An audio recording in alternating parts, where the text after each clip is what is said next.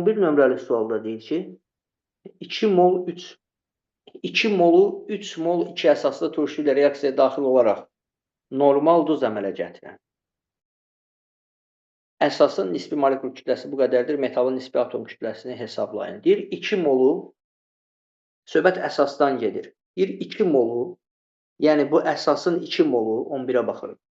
Deyir, əsasın 2 molu, mən də yazıram 2 mol. Əsası bilmirəm nədir? Bir MOH N kimi göstərir.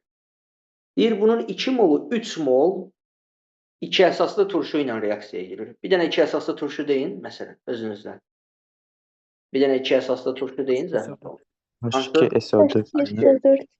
Uşaqlar bizə deyir ki, bu naməlum əsaslı deyir, bunun 2 molu 3 mol 2 əsaslı turşu ilə girir. 2 əsaslı turşu sulfatdır, 3 mol isə bu şəkildə yazılır. İndi siz də bilirsiniz, normal duz alınanda hansı şərt ödənməli idi? HOH-a nə olmalı idi? Bərabər. 3 mol H2SO4-də neçə dənə H var uşaqlar? 3 mol H2SO4-də neçə H var? 6 dənə H. 6. Onda OH da 6 dənə olmalıdır. Onda buradan görürük ki, N'in qiyməti 3 olmalıdır. Əhsən. Onda bu MOH3-dür. İndi MOH3-ün MR-ini 78-ə bərabər edib, buradan M-i tapın zəhmət, metalı tapın zəhmət olmasın. M üstə gəl. 27. Hə, necə yazaram? M üstə gəl. OH, oksigen 16, hidrogen 1. 17, 17-ni üstə vuranda 51. M üstə 51 bərabər 78, o da 27. İlk söhbət alüminiumdan gedirmiş.